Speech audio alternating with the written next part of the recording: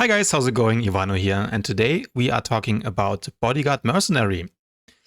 Now, before we get into it, I want to preface this and say that I am not a healer main, and in no way am I the best healer ever. But nevertheless, this week I played a fair bit of Bodyguard. I even managed to do some respectable numbers.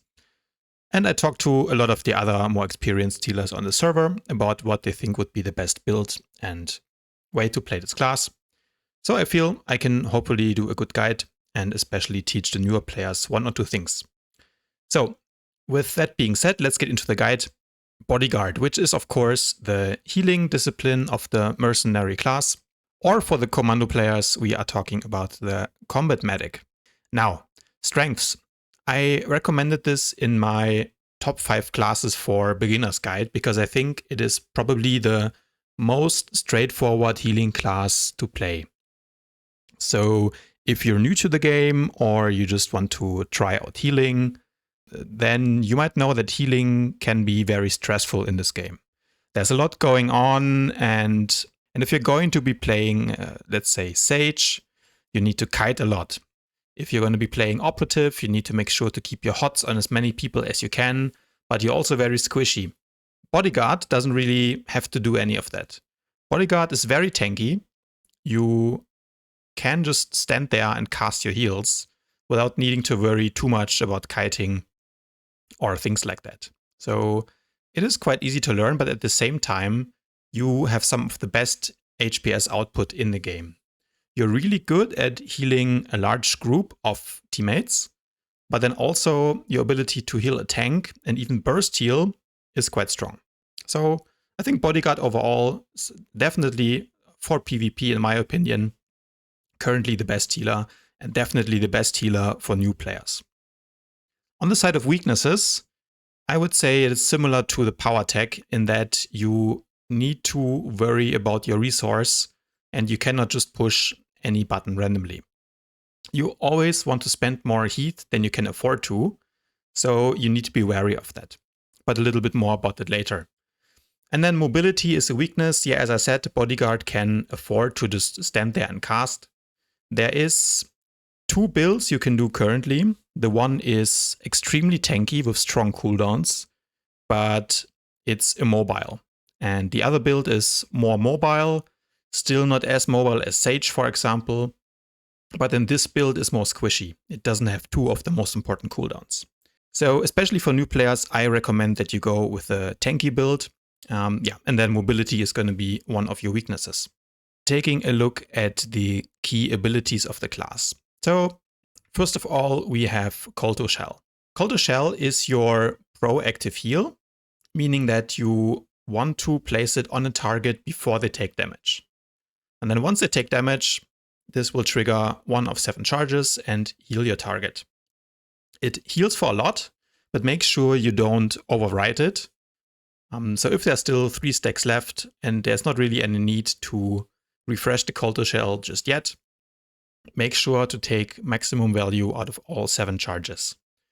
Call to Shell, however, is unique, so if there's more than one mercenary or commando healer in the warzone, make sure that you put your Call to Shells on the target first. Second key ability, Progressive Scan. This one is channeled and it is quite unique. It will tick 4 times. First, it will heal whoever you target, and then the second tick will heal your target and someone else within 20 meters of that. And the third tick will heal a third additional target, and then finally the fourth tick, the fourth target as well.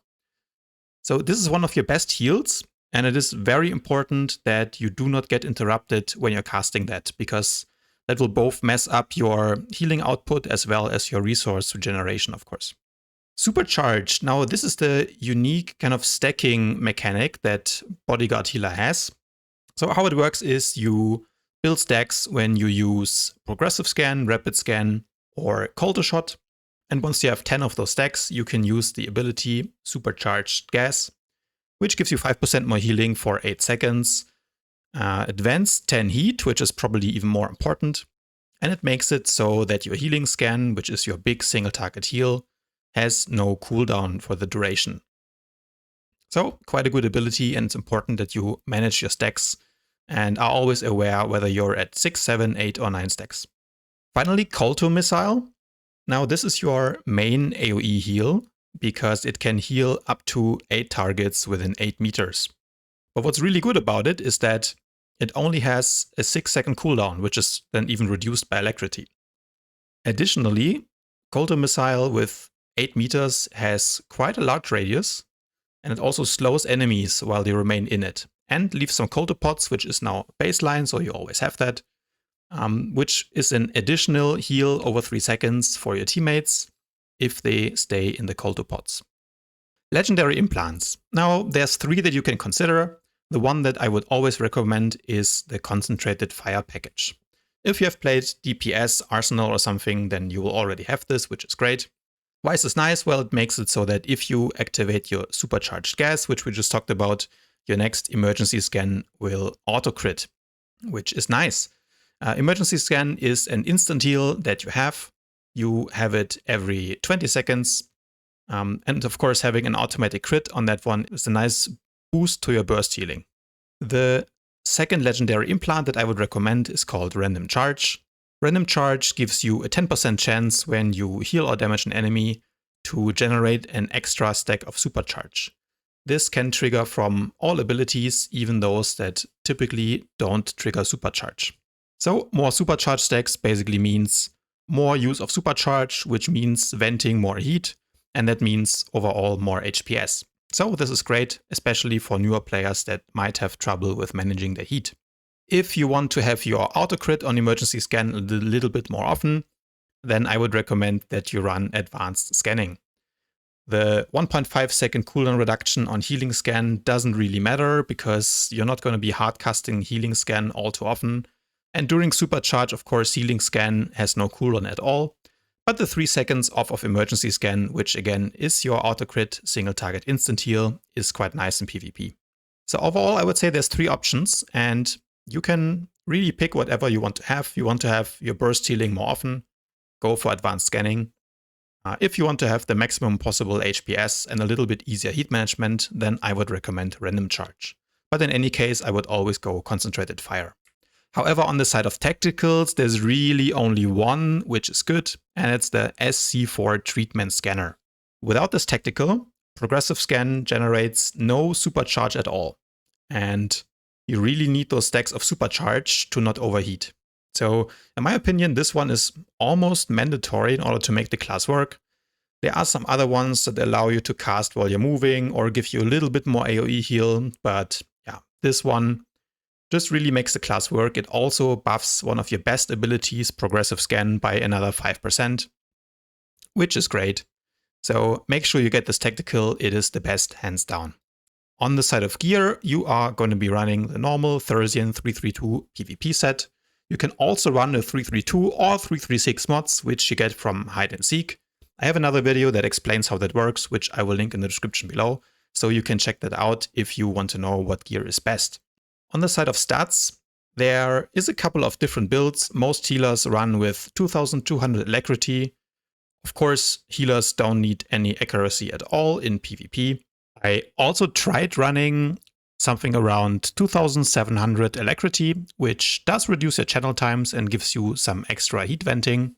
But me personally, I didn't feel a big difference, so I went back to running 2200 alacrity. Some people prefer a little bit more. For me, I would rather have 2200 alacrity and a little bit more than 5000 crit if possible. Bodyguard does benefit from additional crit because of the level 43 passive called Warden, which gives you a 10% critical healing bonus to all your abilities. So the extra crit has some additional value there. Builds. Okay, so as I said, there's 2 main builds that you can do, but let's take it from the bottom. At level 23, you will always take integrated scanning. This one is a 5% buff for 15 seconds after you activate healing scan. Healing scan, of course, is your big heal, which is going to be an instant after you cast emergency scan. So you're going to go emergency scan, healing scan, and now we have this integrated scanning buff, which lasts 15 seconds. Cooldown of emergency scan is of course 20 seconds, so you can keep this buff up almost indefinitely, so that's great and way better than the other 2 options. Level 27, we want Power Barrier, even though we're not going to be using rapid scan that often. 2% damage reduction that stacks up to 3 times is nice, and stealth scan as well as sticky dart are not all that useful. At level 39, I would say there's 2 options here. For the maximum HPS and AoE healing, go with splashing shells. This makes it so whenever Colto Shell triggers on a target, it also heals 2 additional teammates within 5 meters of the target. This can buff the healing of Colto Shell by about 30%, which is great. However, if your teammates are not stacking a lot and you have to do a lot of single target healing, then efficient shells is nice because it makes it so that you have to refresh the Colto Shell less often, which means more global cooldowns that you can use on single target heals, such as rapid scan or healing scan, or even emergency scan. So in a way, that's another way to get more HPS out of your rotation. But yeah, for the maximum healing per second potential, go with splashing shells. On level 43, I personally always use Chaff Flare. I think this is great in PvP. It provides a 35% ranged and melee defense chance, which is a nice cooldown by itself. But then also it gives you 2 charges of decoy, which will absorb the incoming force or tech attacks. So it can be nice to even dodge a hard stun or something like this if you time it right. But most importantly, this gives you 6 seconds of interrupt immunity, which makes it so you can get your progressive scan through more often. Level 51, I will always go with Energy Rebounder. This is very similar to what the PowerTech has as well, and makes it so if you do get hit, then your cooldown on Energy Shield will be reduced by 3 seconds. Also has a secondary effect that it guarantees some absorb with the Energy Redupt effect, but yeah, the main thing about this is to get the cooldown reduction on your Energy Shield. Now level 64 and level 68, for me they are combined, and this is what I meant with there are 2 main builds. The build I'm running right now, which is using Colto Surge, which makes your Colto heal you up to 60% and also heal twice as long, also known as Super Colto, just turns Colto from an okay-ish cooldown into a really, really good cooldown that can keep you alive even through 2 or 3 damage dealers focusing you. Responsive Safeguards, aka Reflect, will absorb all incoming damage and even reflect 50% back at them. Keep in mind this only works against single target damage, but this is a really good skill because you can even use it while you are stunned. And if the enemies will keep attacking you, then this heals you for 5% each time that you absorb an attack. So this is basically your hardest cooldown. And I would recommend that you take this, for example, in Voidstar or in arenas where there's not a lot of room to kite. Now the second build that I will use makes use of Thrill of the Hunt, which enables you to cast your progressive scan while moving, which is of course very valuable. If you're going to be running that, you can combine it with Rocket Out, which is a movement ability that will catapult you backwards. Looks like this. And since one of the last patches, you now get the old smokescreen passive on this, which makes it so you cannot be leapt to, you cannot be pulled for 4 seconds after using this ability. So this is really great to get away from those pesky power attacks. But however, if you do take damage, then you will even refresh one of the stacks. So in some cases, you can use this 3 times in a row, which is really great. So good ability, but again, if you're going to be playing in a Voidstar, or you're going to be team fighting in the shelter in the middle of Hypergate, then it's not really that good because where are you going to kite to? So it depends a little bit. There's 2 builds. Like I said, especially for the newer players, I would recommend to go with a stand and fight build, which gives you these really strong cooldowns that you can pop that make you almost invincible for the duration. You can of course also combine them. You can go Reflect and combine it with the casting while moving, which is nice. However, yeah, I typically run either this or this. At level 73, there's also 2 options. Trauma Regulators is really nice. It will give you a huge heal, so this can crit up to 150k if you do take damage during Energy Shield. However, better opponents will simply stop tunneling you during Energy Shield, which makes this not so nice against better players. If the enemy decides to tunnel your tank, of course, this is almost useless, and then it will simply swap back to you when your energy shield is down. In these cases, and if you do get stunned a lot, you can run with the gyros, which make it so you vent 20 heat every time you get stunned, immobilized, or knocked down, and also buffs your next heal within 15 seconds by 10%. Okay, now let's talk about how to heal and what your priorities should be.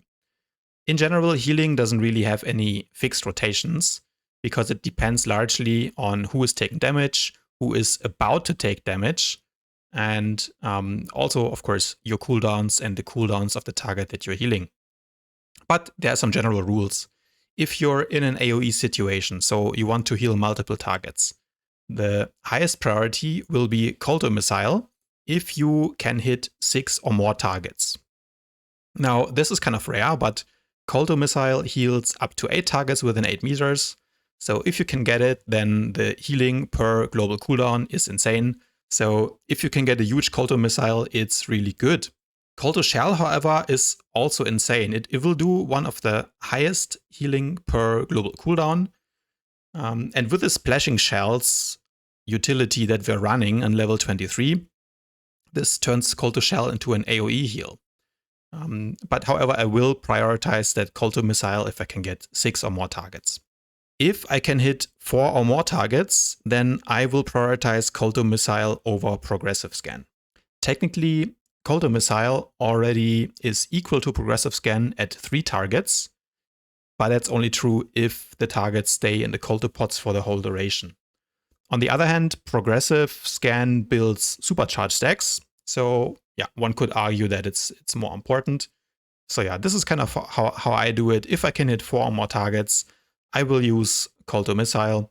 However, if it's less than that, then Progressive Scan will take priority and I will use Coulter Missile afterwards. For single target, yes, Coulter Shell is your highest priority. It will heal 70 to 80k on a single target, depending on crit luck, and if all ticks are used. So that's a lot of heal. Make sure you always have your Coulter Shells up, but obviously don't put them on a target that's already at 5% HP. Second priority is Progressive Scan. Now, technically, Emergency Scan with the auto crit will heal a little bit more on a single target than Progressive, because of the passive called Proactive Medicine, which you get at level 78, which puts another hot on your target after you use Emergency Scan, and combined they out-heal Progressive Scan. But in a real game, you will always have a second target within 20 meters of whoever you're Progressive Scanning. So even with a second target, then Progressive Scan already becomes better than Emergency Scan. So for practicality, this is what I use. Priority number 4 is Healing Scan. Now this is a very slow cast that will be interrupted more often than not, but it does become instant if you use it after Emergency Scan. It can heal up to 60k when it crits, which is quite nice, so it's the 4th priority in the row. Rapid Scan is priority number 5. Now, Rapid Scan is nice because it's a faster cast, so it's less likely to interrupt it. It does stack your power barrier, and it also builds 2 stacks of supercharge, has even the additional effect of making your next healing scan cost less heat. So there's a lot of good reasons to use it. However, if you're in an AoE situation and you want to keep your shells on as many targets as possible, often you don't use this at all. However, in a single target fight, if you have used all of the other higher priorities, feel free to use Rapid Scan. Coulter Missile on a single target is not all that impressive, but you can use it if you have the energy for it. And then finally, Coulter Shot does next to no healing at all, but it restores some heat, so you can use it if you're above 25 feet or something like this. Moving on to defensive cooldowns. Now the first thing I will use here is Energy Shield. Energy Shield, of course, we have already talked about, gets its cooldown reset whenever you get attacked because of the Energy Rebounder talent.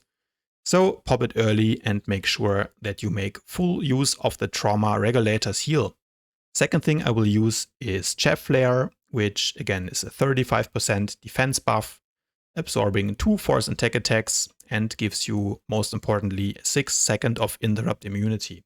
Next, I will use my Warzone Adrenal, which is a flat 15% DR for 15 seconds. afterwards, I will use Kolto. Now, Kolto does have a longer cooldown than responsive safeguards. However, responsive safeguards, aka reflect, can be used while you're stunned, so I typically use it after Kolto. Medpack is the last resort. You can use it once per fight, so it will typically be the last thing that I use. Okay, some tips and tricks. Make sure that you keep your shells up. Now, your Kolto shell is one of the best heals that you have, so it's very important that before the game starts, you have it on all of your teammates.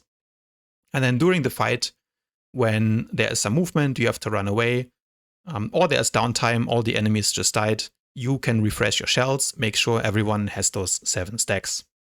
You can click off your energy shield buff, which will trigger the trauma regulator's heal. That's much better than sometimes to wait the full duration of energy shield, because of course you can die through it. Next tip, when healing, prioritize keeping your tank alive and don't chase your DPS if they're running somewhere around the pillar. DPS players need to learn to support their healer and not chase around corners unless they have a very good reason to do so and their CC breaker ready. So don't put yourself in a situation where you can be killed easily just to save that one DPS player that is damage farming somewhere at the enemy spawn. Next tip would be, and I already mentioned that, to protect your progressive scan from interrupts.